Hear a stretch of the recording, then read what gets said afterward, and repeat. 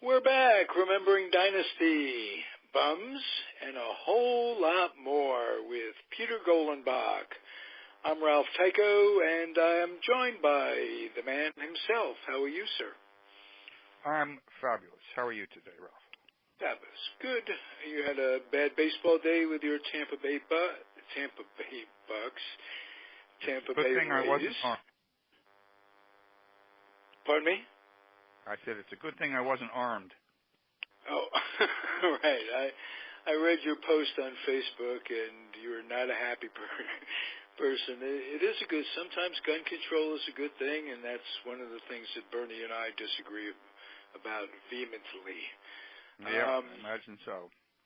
Yes, we were well on our way to victory. This is the Tampa Bay Rays, well on its way to victory. There's 2 outs in the 9th inning, and our manager Kevin Cash has pitched our closer in the 7th inning, Alex Colomé. Now, why he picks him in the 7th inning is beyond my comprehension, except that everything I know about this team is that who keeps calling in? Who is that?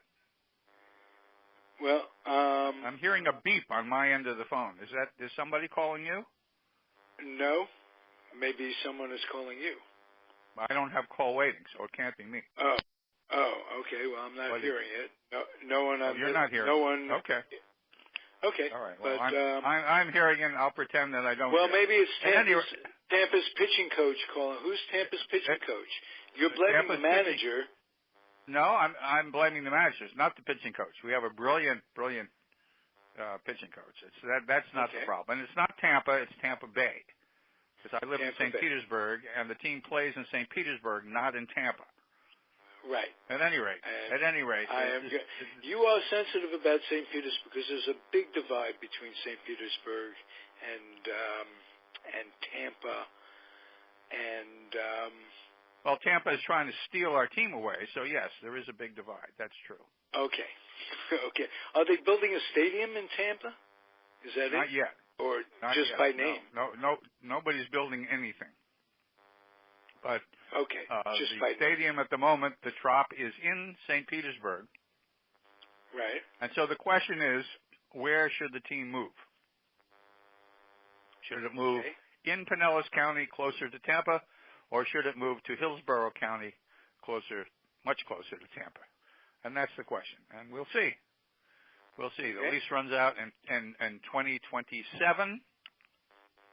And at 2027, they can take the team, move anywhere they want. So basically, everybody wants to keep the team in Tampa Bay, and so they'll come up with some answer in the next 3 Now, geographically, how far is the new proposed stadium from the stadium you're playing in now? There is no new proposed stadium. There has been no proposal for any new stadium. Different people propose one here, propose one there. There have been about 8 different places. The Pinellas people wanted, there's a racetrack that we have. We'll tear down the racetrack and horse racetrack and put it there. There's a garbage dump. We can put it on top of the garbage dump. Hillsborough wants to put it in East Jesus. Who knows? Yeah. It's all very much up in the air right now. And it's a little perplexing. Sounds like the situation in Oakland, as a matter of fact. Oh, very much. It's interesting because the Tampa Bay team and the Oakland team are both in the same situation. They are. Right. And for very much the same reasons. And that is that neither ownership has much confidence from the fans. In other words, the owner of the Tampa Bay Rays lives in Scarsdale or one of those towns up that way.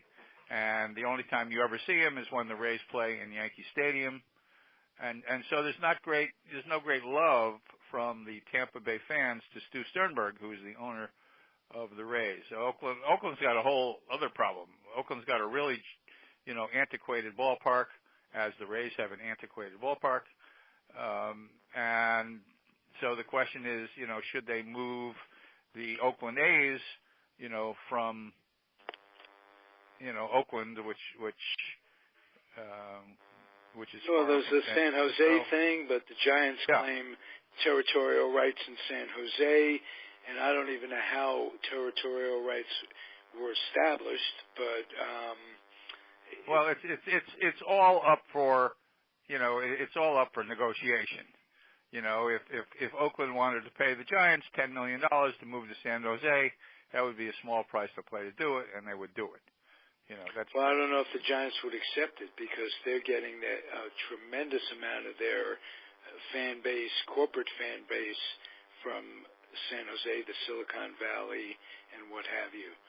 So, that's right. So Oakland ended up in Las Vegas.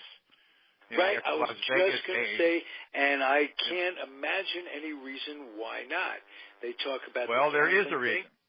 There is a reason, gambling. And that is the reason. Yeah, that's the reason. Right, but it doesn't stop from having a Pete AAA Rose club. hangs out in Las Vegas. Right. Well, he can't hit every book in one night. That's the one thing he can't do. Well, that's for sure. With all that hustle. I wrote a meme once that if they had a book on Arab tribal wars, Pete Rose would be betting. We laugh. It could very well be. Yeah, that's not out of the question.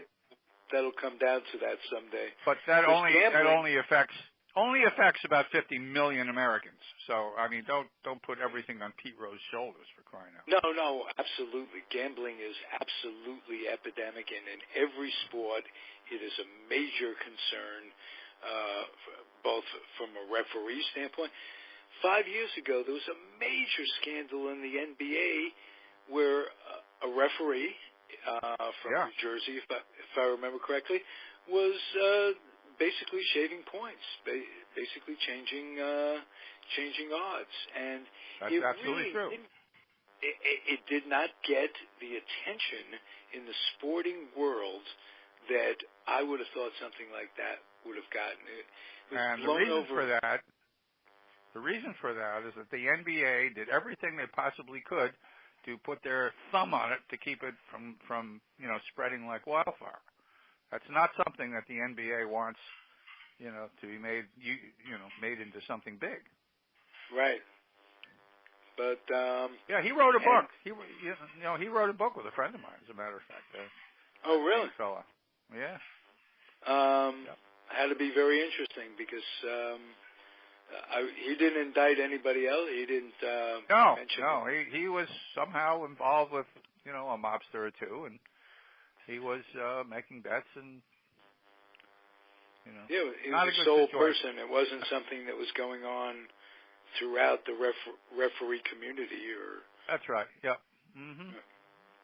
Yeah. So, I often thought that if you're going to fix a National Football League game, the way to do it is through the chief referee. That would be, the main way to do it. Absolutely.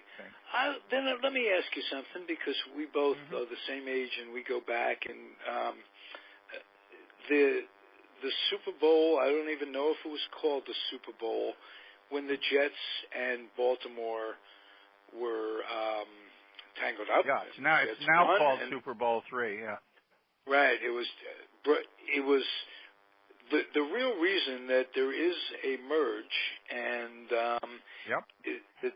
it made the television rights equal between CBS and NBC. Mm-hmm. It did so much for the changing the face of football, and there were a lot of rumors. Bubba Smith, there were a whole bunch of stuff that I really can't put my finger on exactly. Do you have any insight as to how that might have been? Because what an upset. I mean, we're talking about the Baltimore Colts, Johnny Unitas, Marchetti, all these guys, and upset by an upstart, Joe Willie Namath, who bragged before the game.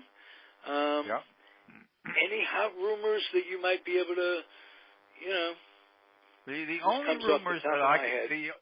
The only rumors I can substantiate also related to the Baltimore Colts back in 1958 when they played the New York Giants in the championship game.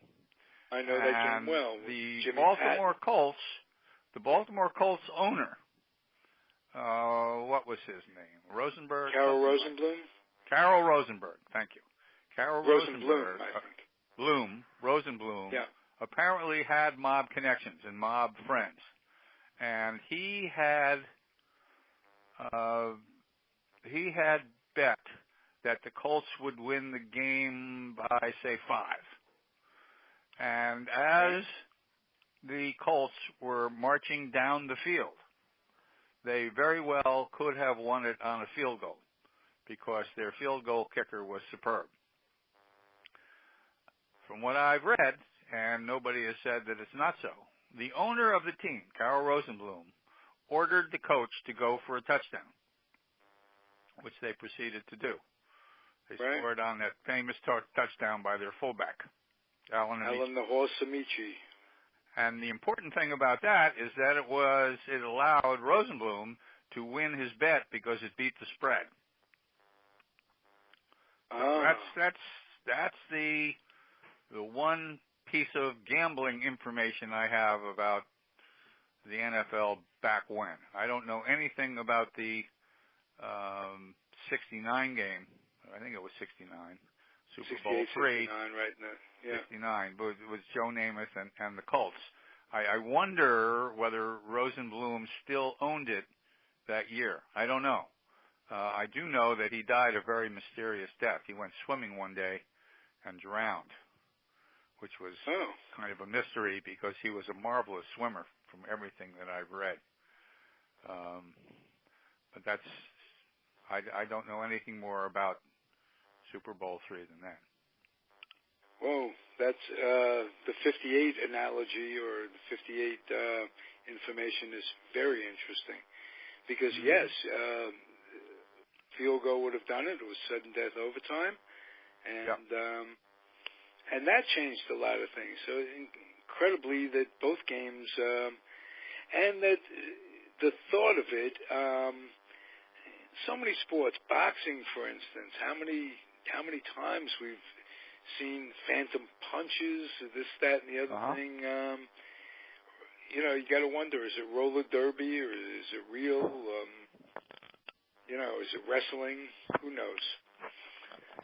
But let's talk a little New York Mets baseball. You wrote a book. Right. Can you tell me the year again? The year I wrote the book? Yeah. The year the book came out?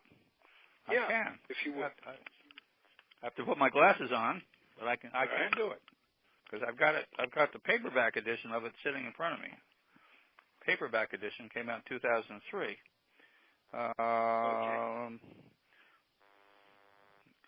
First paperback edition is 2003, and they don't seem to mention any of the early ones. Though if I had to bet, I would bet it came out somewhere about 88, 89, something like that. Okay. Off the subject a little bit, I always wanted to ask you this if I ever got the chance, and I do now. You wrote a book, Dynasty, of course, the best oral history of the Yankees. Bums, the same with the Dodgers. Were you ever tempted to write a book on the Giants, the New York Giants? Yes, I was very much tempted. Yes, I tried like the Dickens to do a book on the New York Giants and the San Francisco Giants, and I sent my proposal out to 15 different publishers, and they all came back the same thing, no. And quite frankly, there's kind of a reason for it. Because of the changes like that you mentioned in the way books are sold, like Barnes & Noble would have 2 copies as opposed to 100 back in those days. For the independent bookstores. No, that's exactly right, yeah. Okay. Shame. Now, but, it really gets me because I would have thought that because of those 2 books, and you always think I'd blow smoke at you, but those are 2 iconic books, that you could write a book on Tiddlywinks and get it published just on Peter Golenbock. Unfortunately, it all depends on sales. And you would think that that's true, but unfortunately, the publishing industry has changed. I was able to write Wrigleyville, which was an oral history of the Cubs, and I was able to write The Spirit of St. Louis, which was an oral history of the St. Louis Cardinals and the St. Louis Browns, and I was able to do an oral history of the Dallas Cowboys, Cowboys have always been my heroes. So I was able Right. to do those, and I managed to get, amazing in about the Mets as well. So I got to do quite a few of them, which is, all wonderful experiences because I got to interview 50, 60 players for each of these teams. With But, if the Cowboys were your heroes in that first year when Eddie LeBaron played quarterback in Meredith, too, yeah. were you at Yankee Stadium? I was at Yankee Stadium and saw them in their expansion, their first year. Absolutely, I was. Yeah, I lived in Stamford, Connecticut, and close friends of mine had season tickets to the Giants, and I went to a lot of those games. Sure. Right, the Wellington, sure. Mara era, and what have you. That's right. I'm sorry you didn't get to do as a reader, as somebody who tries to learn, that you didn't get to do the Giants. Maybe with the new age, with the new social media, you could get 50,000 Giant fans to pony up $1 each. Right. On one of those websites where you raise money for certain causes, and we could do that. Oh well, how about this? You could publish. They have these publishing things now, self-publishing things, where you don't have to publish 40,000 of them. You publish them as you sell them. You do, but if you're a writer and you need to pay bills and to eat, you like to have some money in advance of it is on the come. To do that. Mm-hmm. I understand that. I have an idea for another project. Did you ever write novels? Sports novels? Have you ever? I wrote one, and it was. Tell me about that. Less novelistic than you would think. It's called 7. It's the number 7. It's the Mickey Mantle autobiography, which I wrote after Mickey died. He had told me so many different stories, and Billy Martin, of course, had told me so many different stories, and this was an opportunity to tell all those stories. Right. And it was a fabulous, experience writing this book. A fantasy! You could use your imagination and imagine. Well, most of the stories I told were from stories that they had told me.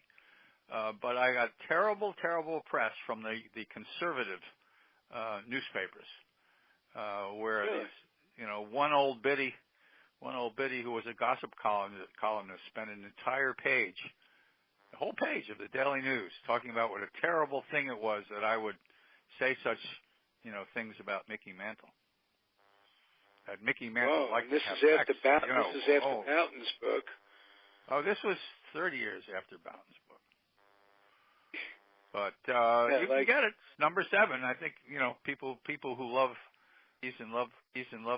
Mickey will find it's the closest thing to Mickey's true autobiography that you'll ever read. Wonderful. And you and I, let's thank Billy Martin Jr. for coming on last week. That was really cool. No, I've known him for a long time. He's a terrific person. And I'll tell you something. He misses his dad terribly. Yeah, I miss mine, and I guess we all do. Our mothers are fathers. That's all part of it. And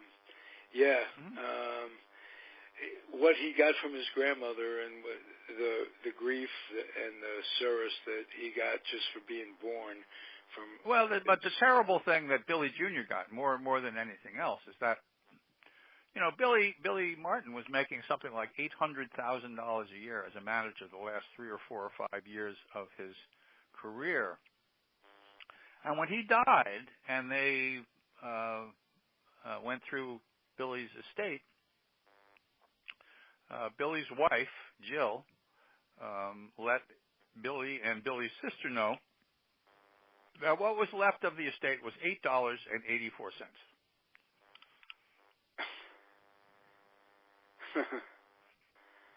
Wow. Yeah, wow. Yeah.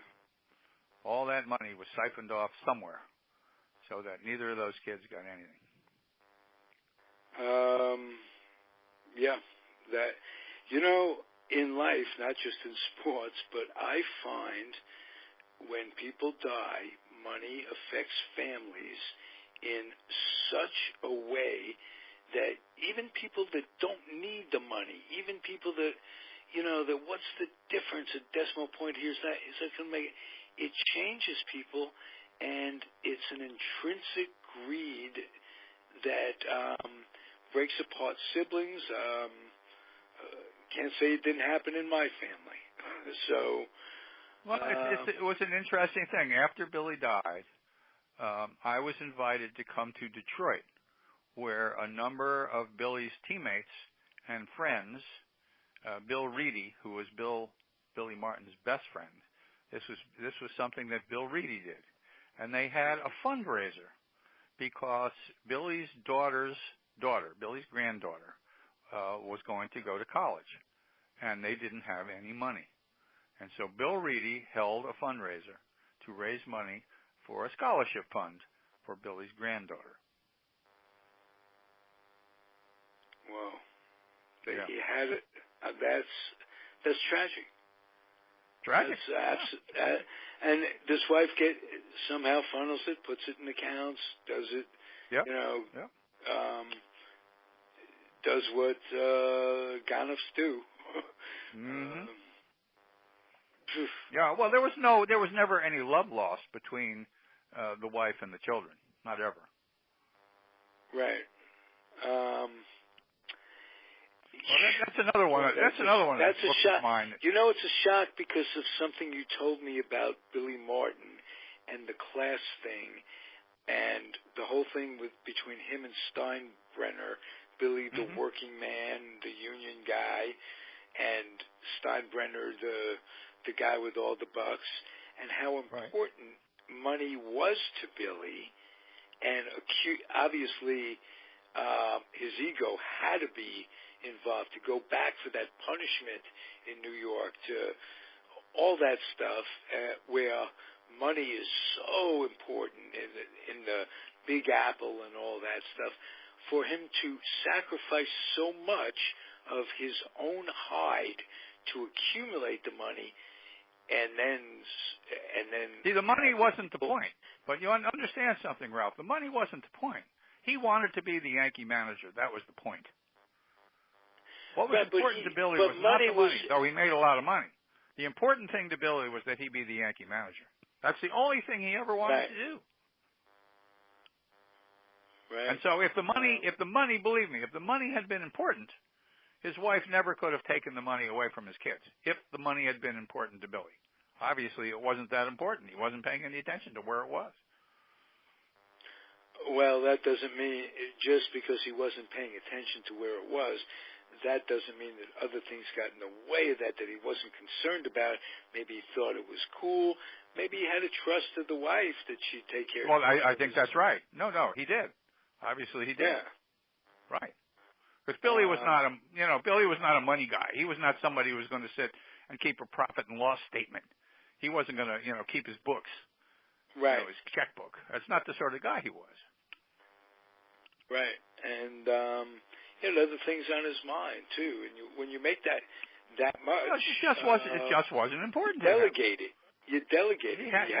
He had enough money. He had enough money for his limo and his chauffeur, and money for the all the plane trips that he took around the country to meet, all these various girlfriends. He on a day-to-day existence, he had all the money he needed. Right. But the fact of the matter is, what he had was a hell of a lot more than just what he needed, and all that money disappeared. Yeah. Did he have a great love affair of his life that went well? Oh boy, I can't say that he did. His married life was very, sort of interesting. His first wife was a woman he met in Berkeley, and when he went up to the Yankees, he and his wife and Mickey and his wife Merlin were all living in the same building near Yankee Stadium in adjacent apartments. And more often than not, Billy and Mickey were never around. They were off they were off doing stuff, leaving the two women all by themselves. Merlin, for whatever reason, decided it was important to be Mrs. Mickey Mantle, and she, bit her lip and hung in there. Billy's first wife decided this is stupid, and he got when she got pregnant with their daughter, she went back to Berkeley and divorced him. Oh. That's wife number one. Wife number two was a airline stewardess, was Billy Jr.'s mother, who was a lovely, lovely person. Billy was having affairs, and eventually she divorced Billy. The next wife was 16 or 17 years old, a woman that was out here, I think. Billy met in Oakland. Billy met in Oakland, and I interviewed her. She was a very, very nice person. And at the same time that Billy was married to her, Billy was also starting an affair with this Jill, who was sort of a very beautiful, self-styled photographer who was going out with Reggie Jackson, who was playing for the Oakland A's at the time. Interestingly enough, she eventually hooked up with Billy, and while Billy was married to his wife in the Oakland area, Billy had bought a condo down in Los Angeles for his girlfriend, Jill. Ultimately, girlfriend Jill made sure that the wife knew of her existence. That was the only way that she knew to get the wife and Billy apart. Right, she became him all for her.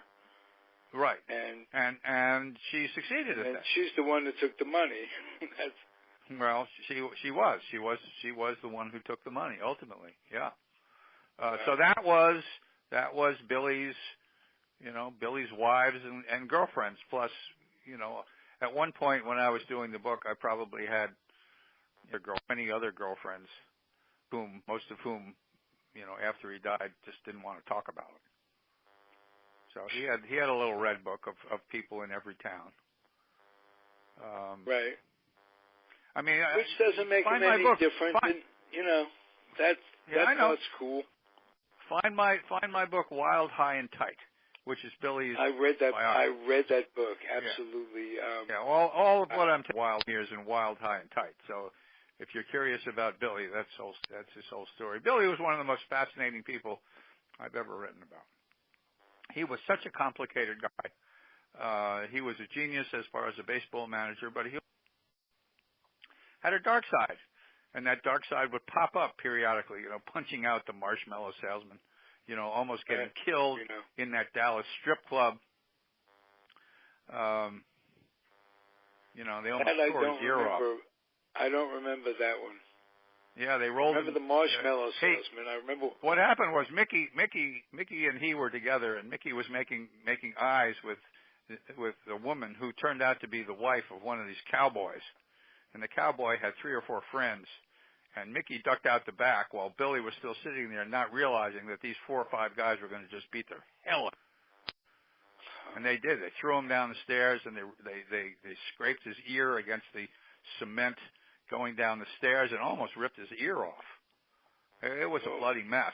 And he got in the cab and came back to the hotel where the team was staying, and he was quite a sight. Tell me about Reggie and Billy. What was overblown? What was? None of it was over. They genuinely despised each other. Oh, okay. Which doesn't mean that you can't play on the same team. I mean, plenty of times. Your boy Jeff Kent, and Barry Bonds sort of hated each other, and yet they played for a whole bunch of years together with the San Francisco Giants. And did just fine, but when the Yankees had the opportunity to first buy free agents, if you remember, Marvin Miller with Messersmith and McNally got the arbitrator to declare your contract is over at the end of the season. It's over, and so Marvin Miller then made a deal with the baseball owners, who were far less smart than Marvin was, that the only free agents would be if they had played in the majors 6 years. And so what you had is you had a bunch of stars, and you had about 14 of them, if I remember the number correctly. And so each one of those guys was paid in the millions. And the guy Billy wanted was the left fielder on Oakland. He was a right-handed hitter. I wish to heck I could remember his name. Joe Rudy. Thank you. Joe Rudy. That's exactly right. Billy wanted Joe Rudy because the Yankees had Chambliss and a couple other they had Nettles and a couple other left-handed hitters, and they knew that the Yankees, what they needed was a good fielding left fielder who could bat right-handed. So Billy wanted Joe Rudy. And Joe Rudy ended up signing somewhere else, Angels. He signed Baltimore. Right. I don't remember. Wherever the hell he first in Boston with fingers, and that went, and that. No, that's a whole different story. That's a different story. That's when Finley tried to sell these guys. Right. He tried to sell them all off. This is different from that. At any rate, Steinbrenner decided he wanted Reggie Jackson because Reggie Jackson was a home run hitter and he would bring fans into the stands. And Billy just hated the guy. It turned out, of course, that Steinbrenner was not wrong about Reggie Jackson. Reggie Jackson played great for the October. Yeah. He was fantastic. The problem was that Billy hated him, and Reggie hated Billy, and George often sided with Reggie. Right. And so you had, this is the Bronx Zoo years. It's another one of my. Yeah, and Reggie wasn't crazy about Steinbrenner or Billy, and Steinbrenner hated both of them too when it came down to it. Because it was so interesting because you had three of the most powerful personalities, in baseball or any other place. I mean, each of these three guys were incredible. I won't say that they were narcissists. George was a narcissist. I don't think Billy was.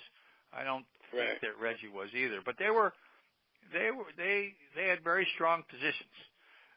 Billy, when he's a manager, as far as he's concerned, he's the most important person on the team. And for Reggie, when Reggie plays on a team, especially, you look what he did with the Oakland A's all those years when they won, Reggie felt that he was the most important player on the team. Now, most owners, you can't even tell me the name of the owner.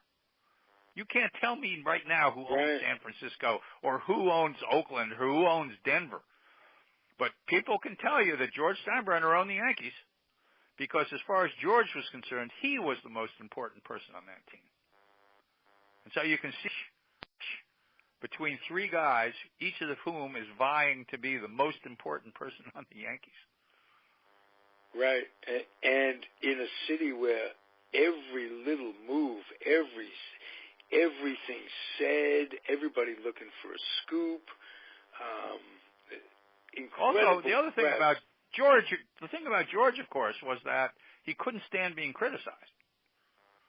So anytime anybody criticized him, whether it be Billy or a player or somebody in the newspapers, very much like Donald Trump, interestingly enough, anytime Steinbrenner was criticized, he would lash back. They didn't have tweeting back then, but if they had tweeting, George Steinbrenner would have been one of the most followed tweeters in America. Oh, I can imagine, yes. Yeah.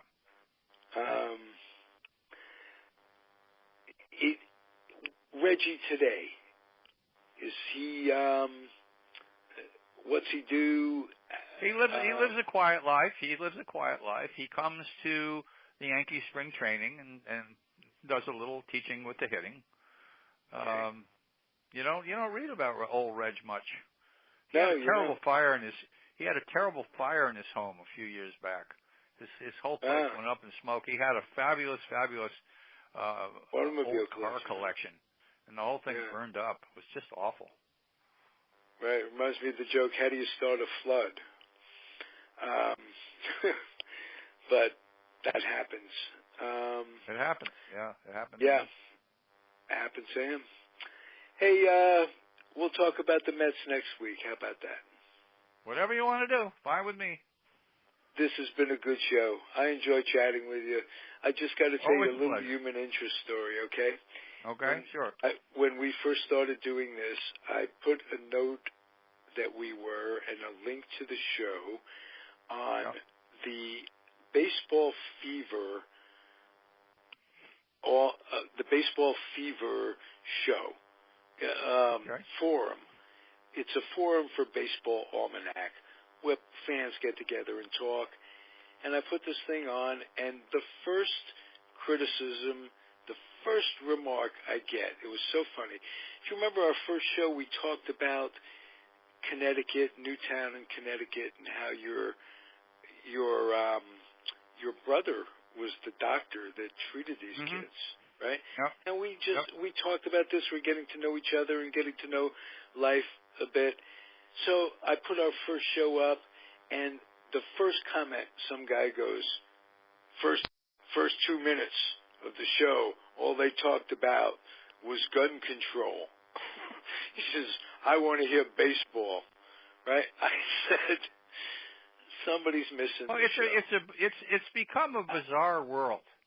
Right, it is absolutely. It was such a moving 2-minute first introduction to the show. We're talking about life. We're talking about the world. We're talking about some guy. I don't want to talk about. I want to talk about baseball. You put a thing up on here. I don't want to talk about gun control. I thought, what the hell are we doing? These people, what is this world about where you can't take them? You know what I'm saying? Who's the audience? These people seem convinced. They seem convinced that President Obama and you and I are planning to take away their guns. They're totally convinced that this is the truth, and they're scared to death about it. And so you can't even ask these people to register their guns. They won't do it. I would just like to ask them to take away the magazines. They need magazines like a moose needs hat racks. It's unfair in hunting, and what are you using it? What do you need magazines for?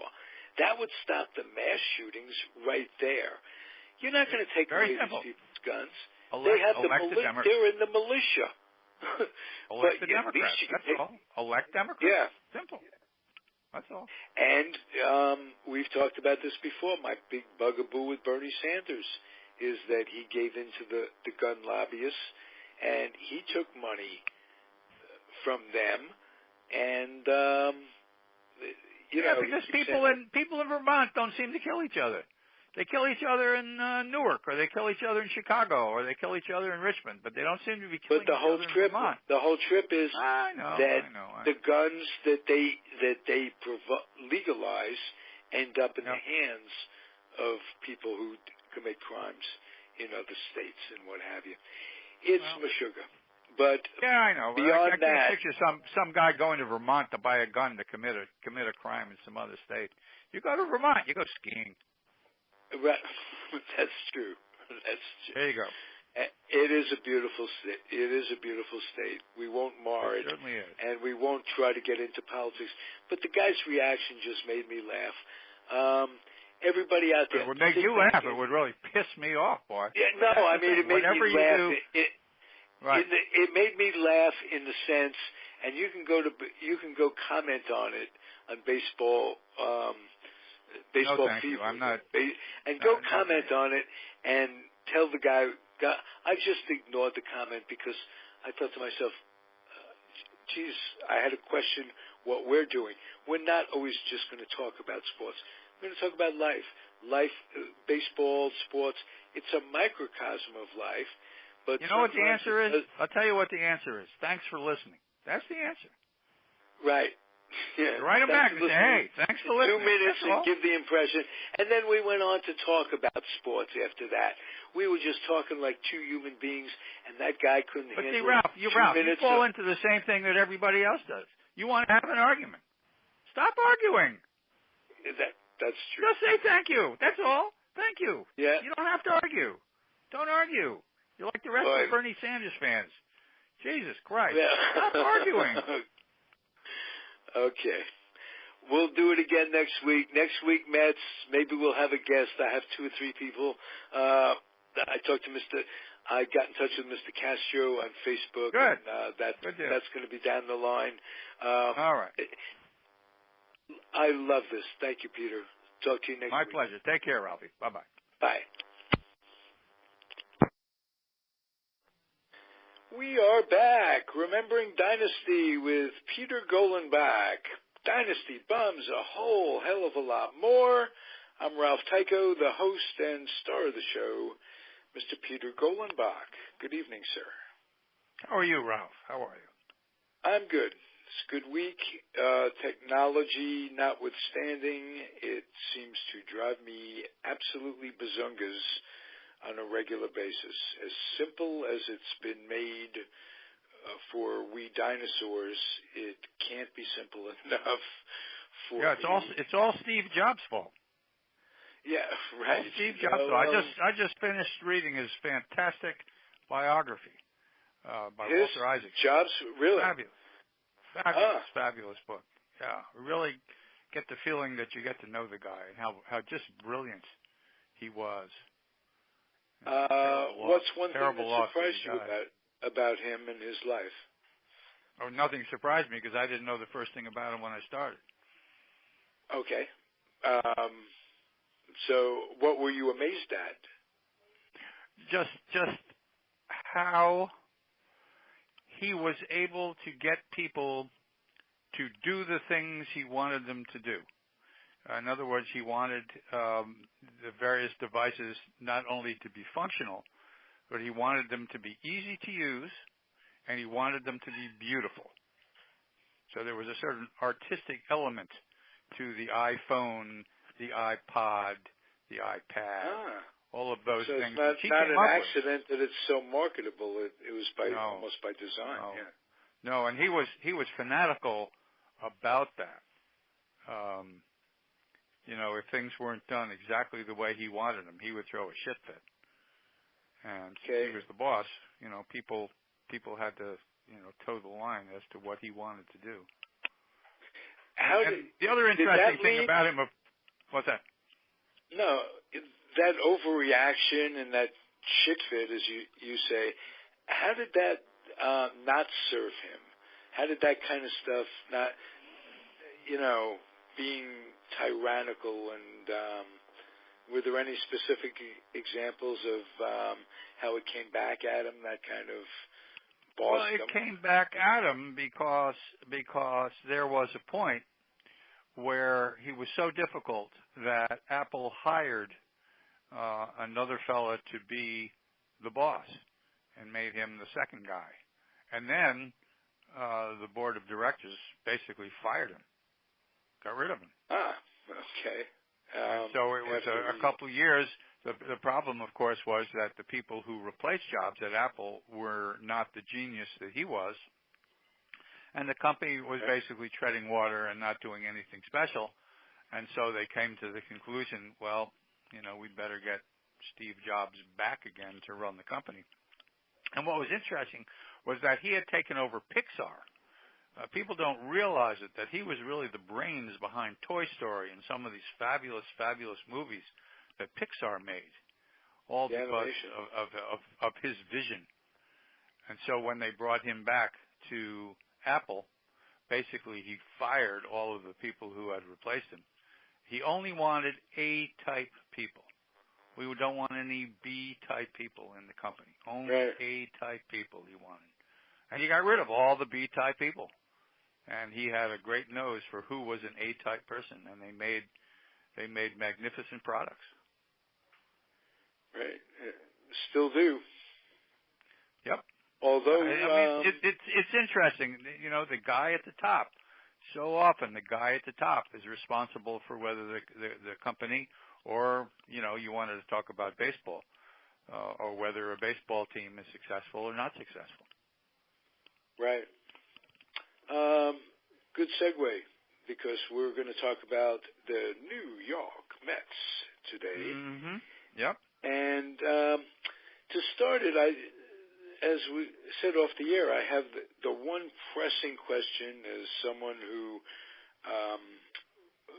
was an original New York Met fan. I was 16 when they were formed. I wasn't a child as I was when the Giants left, so I can think of them in a more objective manner without getting my personal fandom type thing going. But fandom I had for those 86 Mets, and I want to know why that I think they were the most talented of all the teams we talk about. They are arguably the most deep, most talented team, the 86 Mets, deep certainly at every position.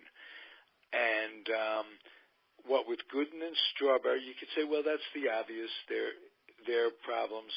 But I'm going to throw one thing out. The year after they won, 86, they got rid of Ray Knight.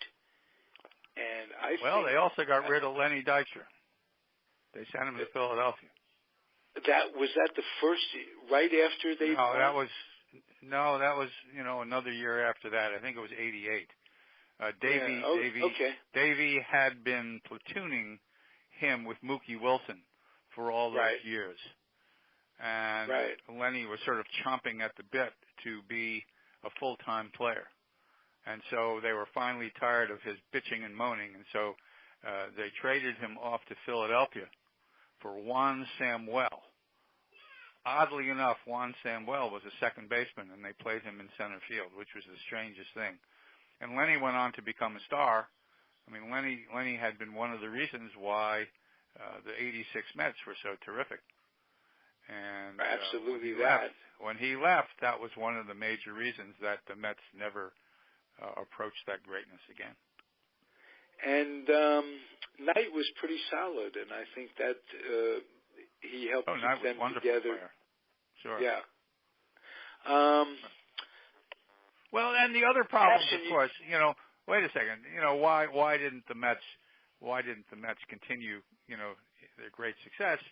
Unfortunately, one of the major reasons was that both Darryl Strawberry and Dwight Gooden got into drug problems, serious cocaine addictions, and that I live in St. Petersburg, Florida, and Dwight Gooden does too, and he used to live in this $1 million home on the south side of St. Petersburg, and my son went to the same school that his daughter went to. And he was a lovely, lovely guy, and his wife was a lovely, lovely woman, and their kids were precious. And as he started to have his drug problems, not only did he fritter all of his money away, but he lost his family, and I won't say he became homeless, but he certainly he lost everything. I mean, literally lost everything. That's sad because the two of them were immense talents. I still have tapes because I taped them back in 1984 of Dwight Gooden's rookie year.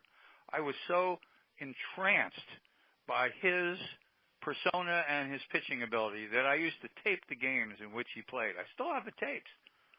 He was stunningly he pitched the game fantastic. in San Francisco. If you have a tape of that I saw in '84. That he was mesmerizing, absolutely mesmerizing. Yes. For that short period of time, what was his record? His spectacular year. He had some tremendous. I think it was 21-3. Something like that. But he was. You want to know why they won in '86? Well, he was one of those reasons. Right. He was just sensational. And if he hadn't, I don't know what happened. He got into problems with the cocaine, and he came back to the Yankees eventually and threw a no-hitter with the Yankees. I mean, he certainly had the talent. Didn't remember him throwing a no-hitter. I know he did well for a while with the Yankees. Yeah, and, he came back. As did Strawberry, doing very well. Yes.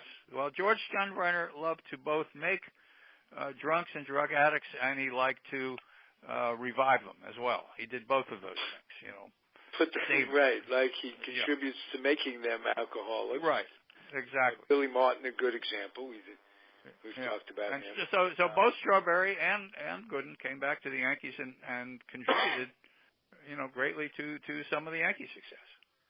Absolutely. But those two Strawberry's guys paid the price for it physically too. He had colon cancer and yeah. But who knows? You get colon cancer. He could have gotten colon cancer anyway. I'm not there's sure some his side effects of cocaine that give you cancer.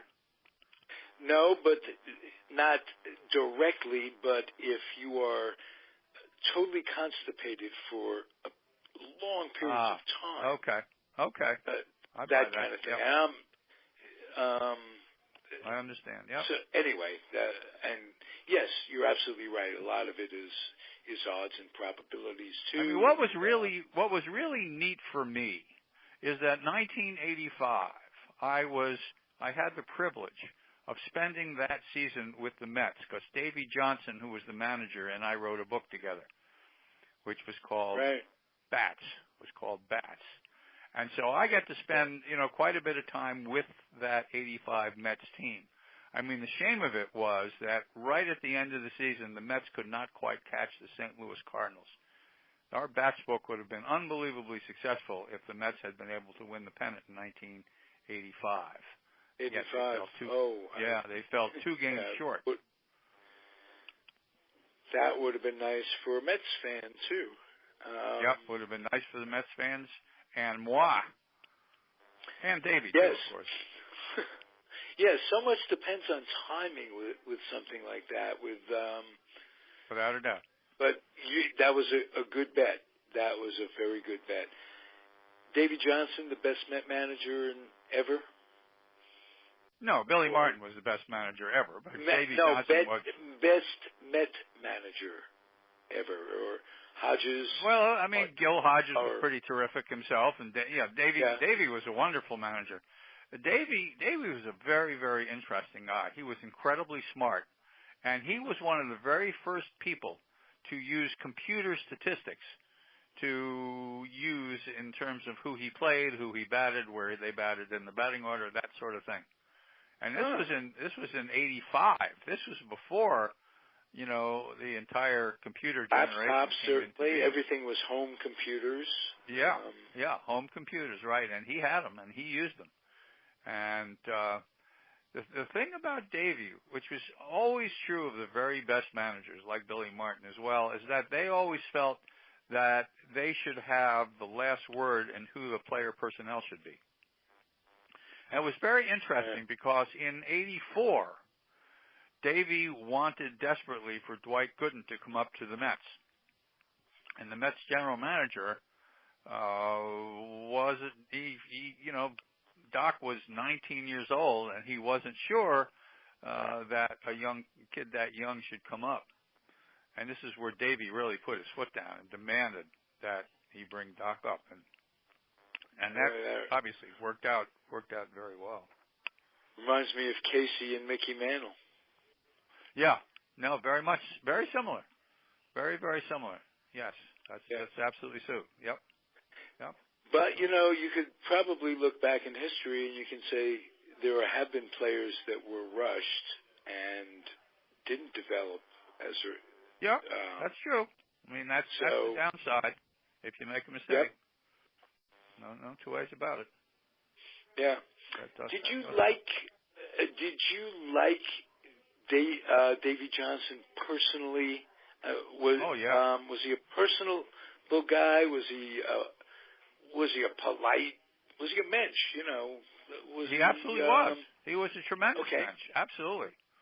Yeah. There were, I've done books with a lot of people, or have done books where I interview a lot of people.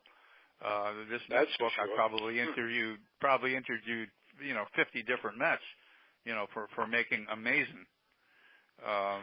And the joy of doing these books is getting to meet these people and to interview them.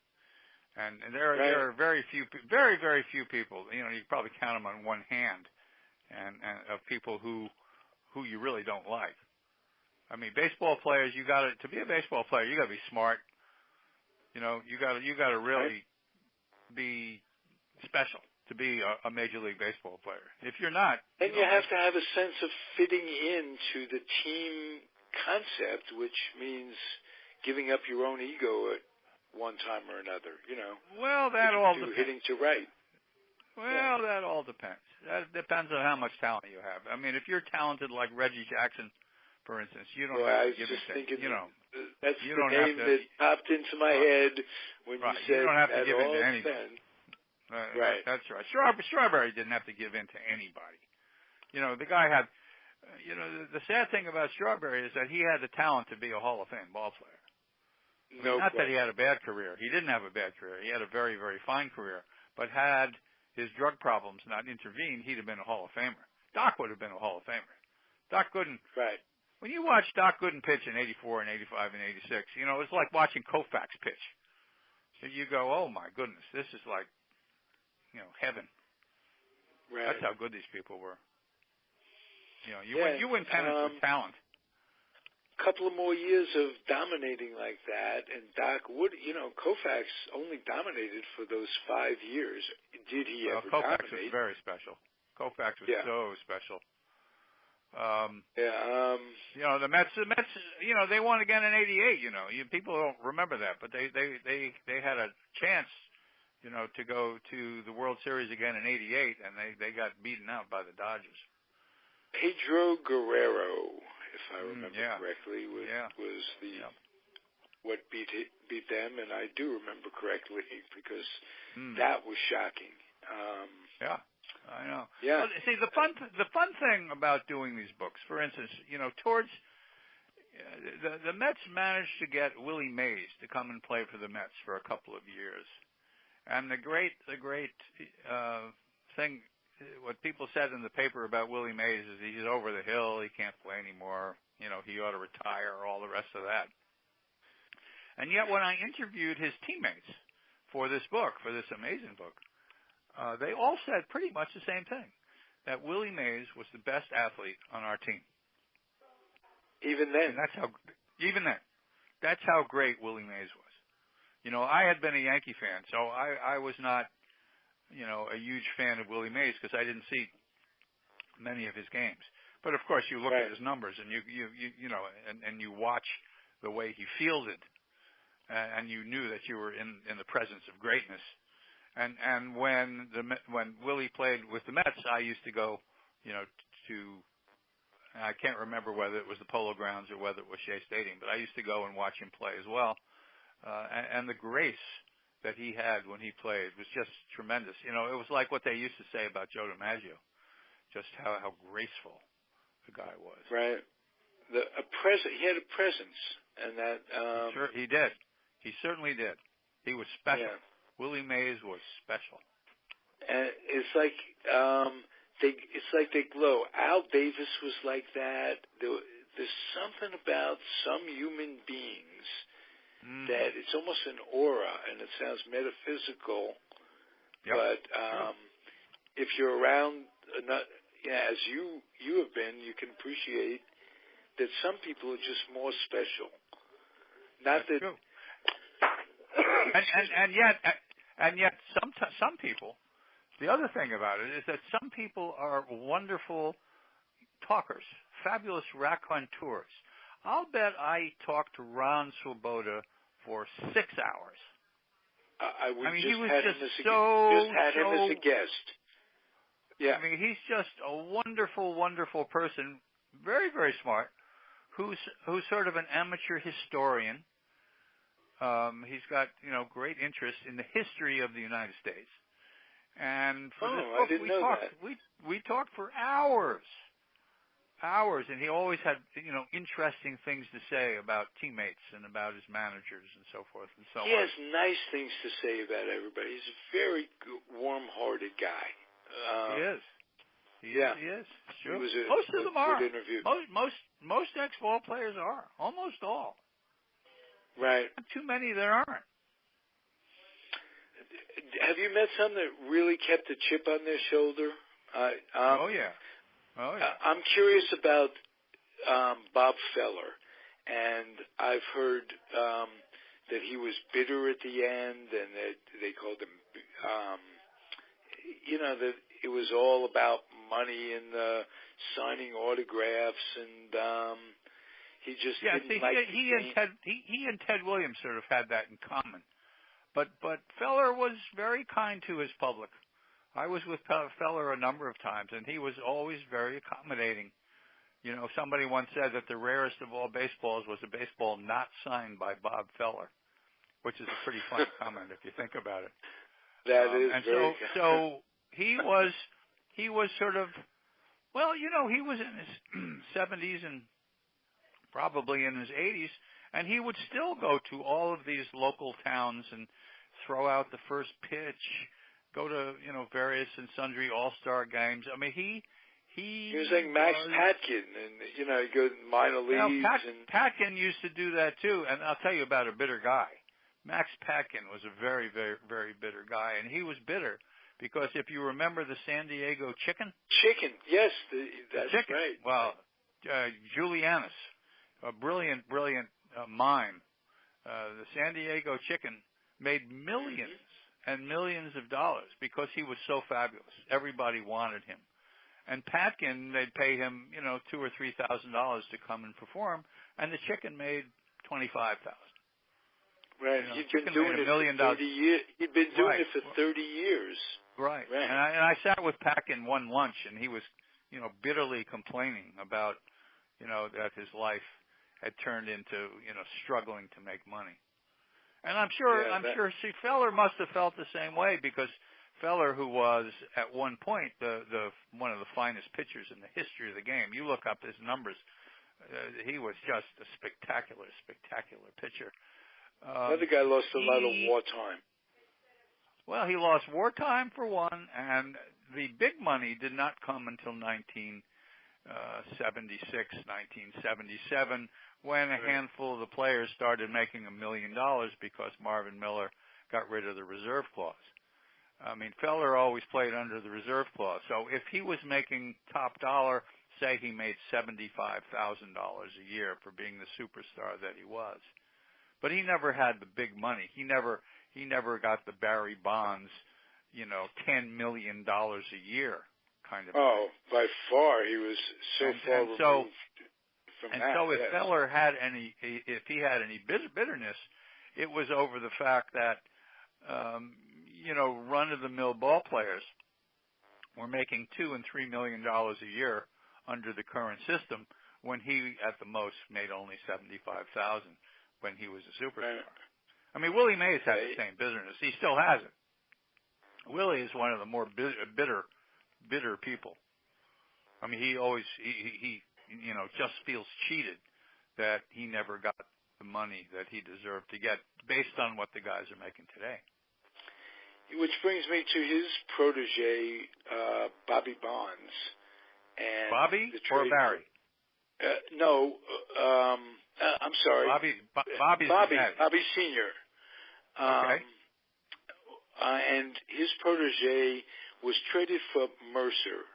And I think that goes down as one of the worst Yankee and Giant trades in history. A team that hurt both players is... Well, the part of it that you don't realize, the part of it you absolutely don't realize, was that Bobby Bonds, for all of his talent, and God knows he had it, he was a 30 home run, 30 steal guy when nobody else was. But unfortunately, he had demons. Terrible. He was a terrible, terrible alcoholic. I mean, a terrible alcoholic. And if you look up Bobby Bonds in the Inside Baseball Encyclopedia, you will see, I will bet he was traded 8 times, maybe 9 times, because he would come to a team with all of that talent. And then he was just so difficult because when he was drinking and drunk, he was not fun to be around. And the ownership of these teams didn't want him around the young kids. And so inevitably, despite whatever his numbers were, he got traded. I mean, part of Barry Bonds' bitterness, I mean, Barry is not known to be a particularly likable guy, was the way his daddy was treated by all those major league teams. Right. And, that doesn't go away because he he was one of those kids that just was there to see it. I mean, he was absolutely there to see it, and I suspect part of it, there was a rift between Bobby Bonds and Barry Bonds. There was always a rift between the two of them. Yeah, and I suspect part of that had to do with the fact that Bobby was a very difficult person to be around.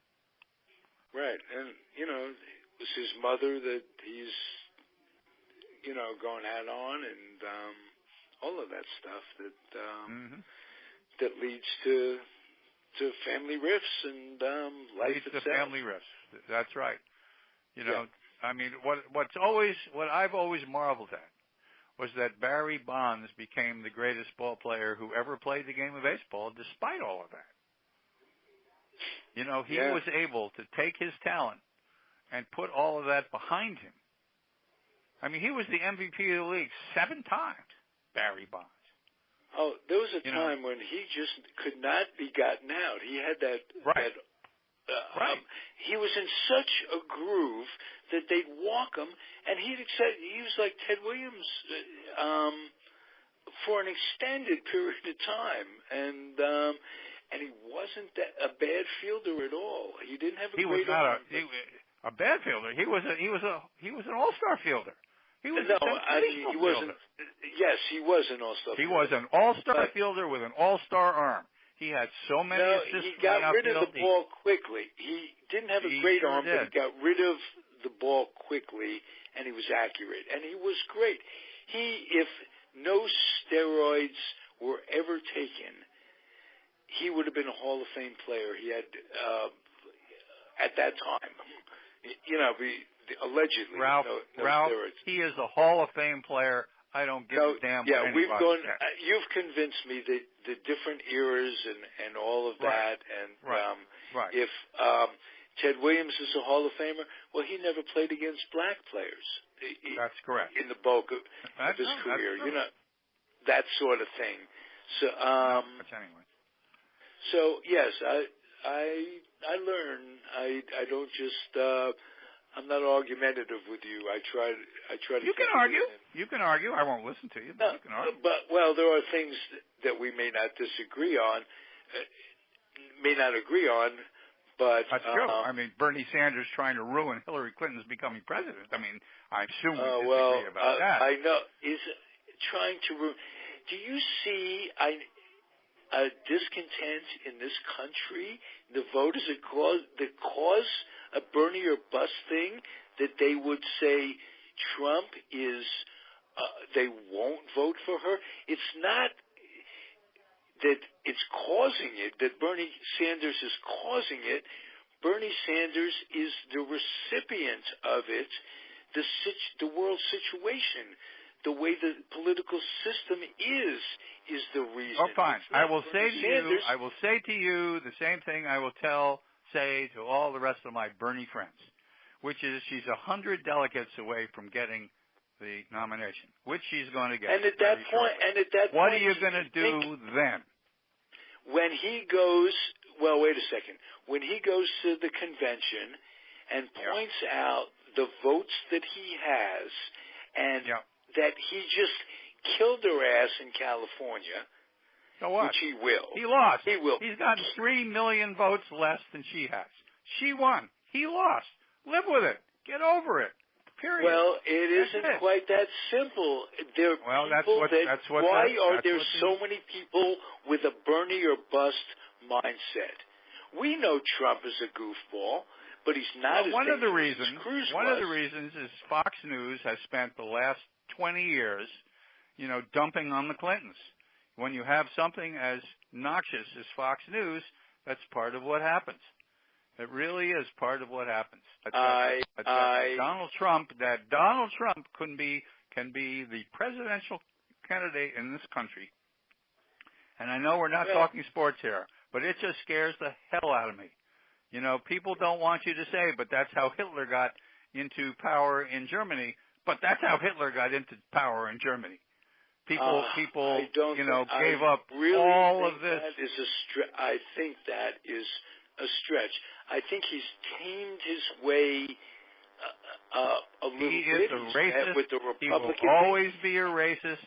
He is an elitist. No he question. will always be an elitist. No question. This is not and somebody why does he you want to be president. Why does, like Socrates said, we get as a people, we get as a representation of the people. This is a racist country. These are a redneck racist country. On both coasts, it doesn't always belie it, but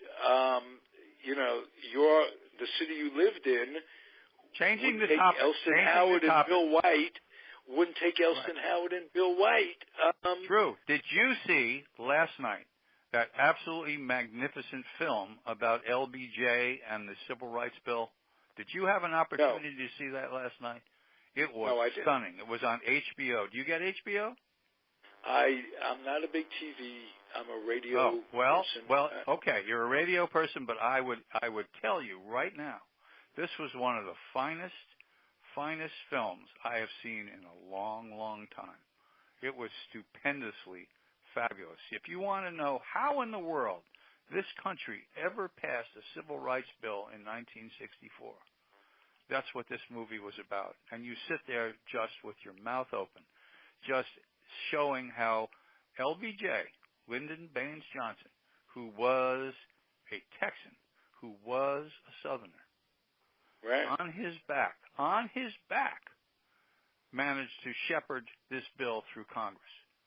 It was, I can't wait to see it again. It is so stunningly fantastic. Really, really it is. This country elected an African-American president. And we've had this fella as president for 8 years, one of the finest people we will ever have as president of the United States. He is a gentleman. He is a scholar. He has been given pride to this country. Unfortunately, he's also given Fox News and the rest of those people 8 years to bash him in the most horrible, horrible ways, causing an awful lot of people to hate him.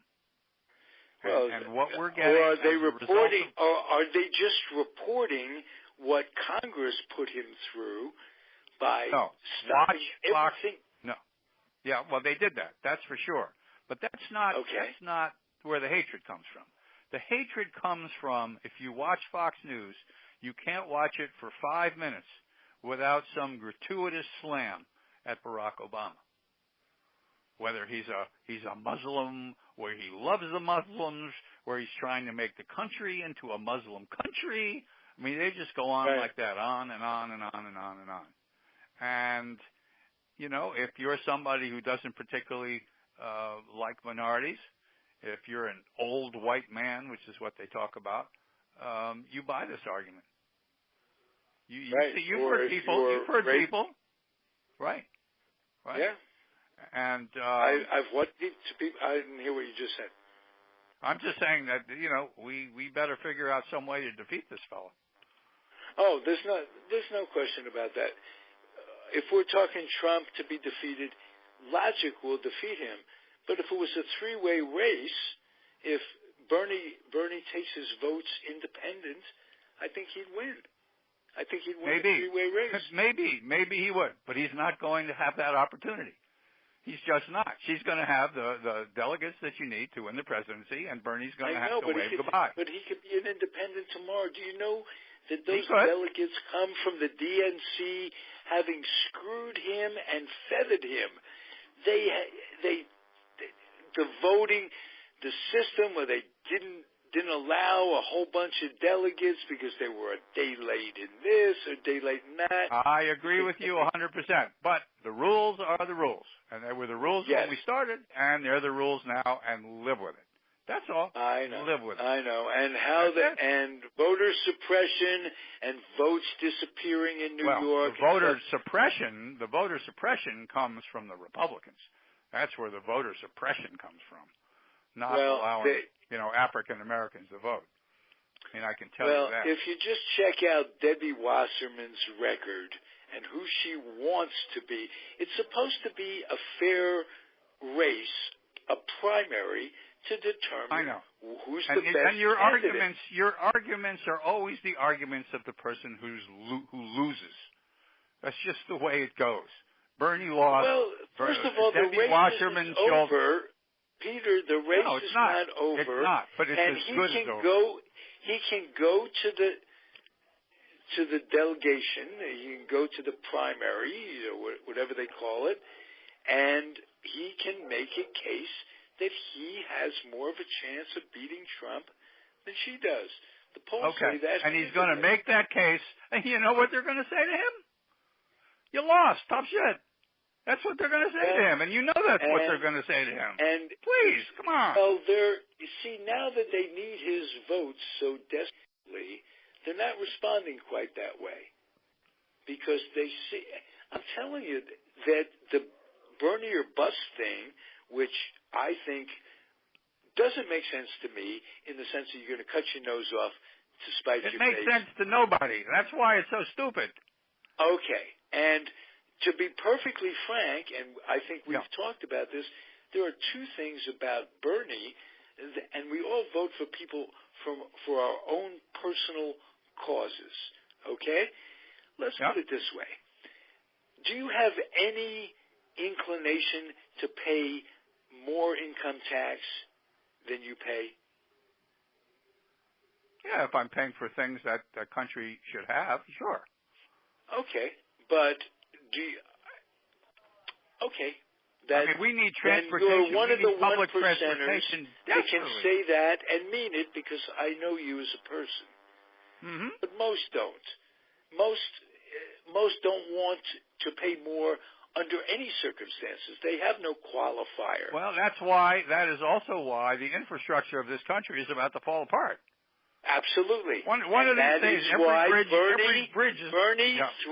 Bernie went to Silicon Valley out here and said, you, talking to these big buck people, you are going to pay your fair share. That's all. I think they're paying... Ralph, the 1%ers paying their fair share would educate the curious and feed the hungry.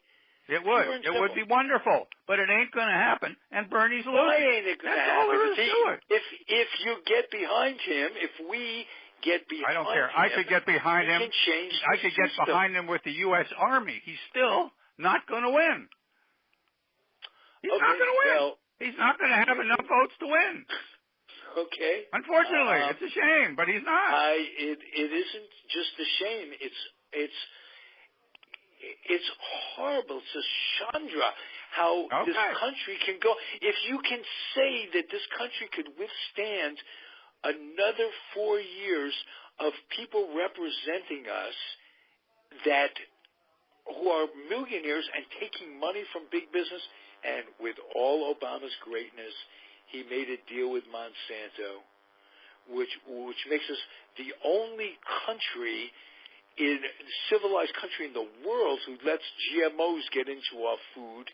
He took a lot of money out of those people for that, somewhere either in support or power or who's going to educate the kid in Harvard or whatever. That was despicable.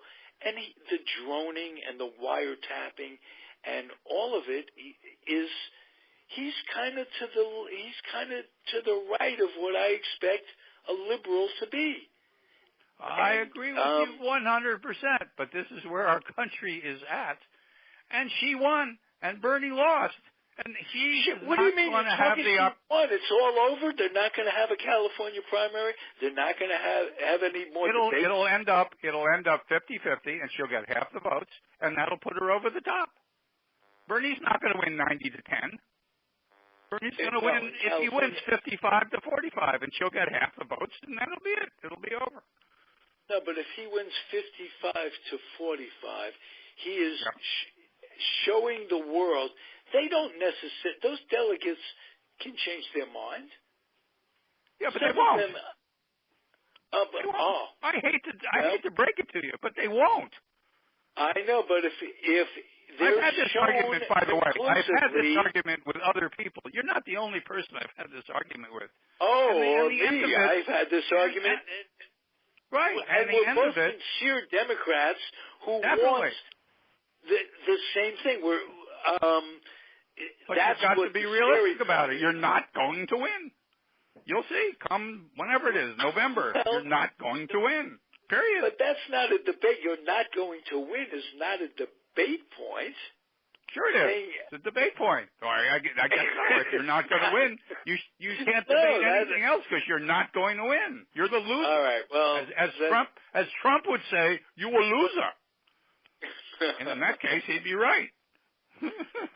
Well, no, that's not you haven't seen the end of this. You haven't seen the end of Bernie or bust. I'll bet you $1 I've seen the end of this. Okay, my friend Scott says to me, he says, someday you're going to see Bernie holding her hand up and congratulating her and throwing all his votes to Hillary, blah, blah, blah. And I guarantee you that that's going to happen. And I don't see him doing that. And again, he's soft on Zionism, and he's against gun control. So I don't love the man. I just like him better or dislike him more than I do a person who you think is nice and has a wonderful, you think the Clintons are this, that, and the other thing. That's an opinion, too. And let me ask you a question. I think she's untrustworthy. I think that's horseshit, but that's beside the point. That's beside the point. Do you remember when Al Gore was running against George W. Bush? There was a third-party candidate, the guy who wrote Unsafe at Any Speed. His name was Ralph Nader. And before that election, I would say to the Ralph Nader people, you goddamn people are out of your mind. You are going to cost Al Gore the election and let George W. Bush, that fascist, become the president. And they go, no, that would never happen. Well, guess what? If Bernie is showing in the polls that he's beating Trump by a substantially larger amount than Hillary is beating Trump, like 2-3% to 18%, then you could make the same argument the other way that Hillary is the one. You can argue all you want. That's not how elections are run. Elections are run by who gets the most votes in the primaries. And Hillary is 3 million votes ahead of Blaney. That's just the way it is. He lost. He won. Again, we are on uncharted grounds. No, we're not. That's the argument you guys. Well, nobody ever said Robert Kennedy or bust. They never said McGovern or bust. None of that. And you know what? She's still a Goldwater girl. Deep down, a Goldwater. See, this is the arguments you get. But the fact of the matter is, she's been a marvelous Secretary of State. She's she's a very, very talented, able person, and she's going to make a great president. She's as bright as any human walking. She will make a great president, and I'm telling you, the only thing that's going to stop her from being a great president is if we allow that fascist, racist Trump to beat her. You'll see. Yeah. Well, do you think that Bernie is not as bright as she is? What's that have to do with it? She's got 3 million more votes. I don't care. I don't care if Bernie is... Well, then you're considering it over and again. The heavy-set woman with a beautiful voice has not even left the dressing room. Want to bet? It ain't over till it's over. I'll tell you what. I'll bet you $5. I'll make you a big bet. If I had $5, the fat lady has already... I'd have to ask Tally if I could afford it. Okay. But how about this? How about if I just bet you a gentleman's bet, a quarter? We could bet 25 cents. I'll give you 10 to 1 odds. For me, it's a long shot. Of course. Is it less of a long shot than it was a year ago when I was behind him from the beginning? Probably not. I'm sure you're surprised he's gotten this far. Correct? I was surprised that who were those Florida candidates? Bush? Jed Bush? No, the other guy. The other guy who little Marco. I was surprised little Marco got as far as he got. Yeah, I'm surprised he got as far as he got, but the fact of the matter is he isn't going to win. Marco didn't win, and this guy's not going to win. That's just the way it's going to be. Okay. You're all going to have to live with it. My friends. And this has nothing to do with who I'm rooting for. I'm just telling you the way it is. She is 100 delegates away from winning the presidency, and she's going to get them. And I've heard that on every newscast that I've ever heard. No delegate is going to change their mind. None. Not one. Maybe one. Not one. But that's it. Okay. Not one. Okay. Well, let's see what happens at the convention when all these voters are going, all these people with social media, Bernie and Buzz. This is okay. Let's see what happens when Bernie's people gives the election to Trump. Let's see what happens. We'll see. Oh, that would not happen. I think Hillary has this basic. I think she's as hated. Both candidates are hated, Hillary and Trump. Maybe so, but she won, and you got to live with it. She won. You lost. That's it. It ain't. But why are you saying it like it's the end of the world? It hasn't been decided yet. That's all. She didn't win. She's winning, and she's not winning in the sense that he's got the momentum. And he's going into Florida. We can play this conversation. We can play this conversation back again in November, and we'll see who's right. It will be permanently on YouTube, as they all are, from the Comfortably Zoned Radio Network, where my guest is, where the show is Peter Golenbock, remembering Thomas Dewey standing up there. That's it. Truman standing up there. You remember that too, right? I remember that, yes. So it ain't over till it's over. One is apples, the other is oranges, I'm sorry to say. Love you, Peter. Talk next week. I love you, babe. Okay, bye. All right. Bye. Hey, thanks everybody for being here. This is terrific for me. Adios. And keep on keeping on.